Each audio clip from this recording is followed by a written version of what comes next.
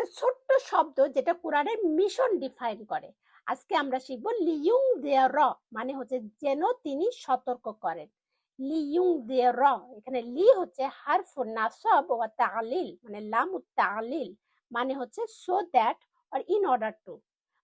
এটার হচ্ছে দুইটা ফাংশনালিটি আছে, আরো অনেকগুলো আছে, আমরা দুইটা শিখবো। একটা হচ্ছে এটা প্রেজেন্ট ভার্ব, মানে ফেল মুদারিকে নাসব স্ট্যাটাস দেয়, আর এটা হচ্ছে একটা পারপোজ ক্রিয়েট করে।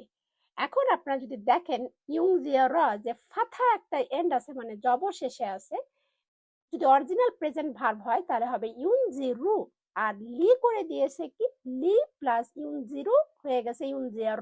রুট লেটার হচ্ছে নুন, জা এবং র।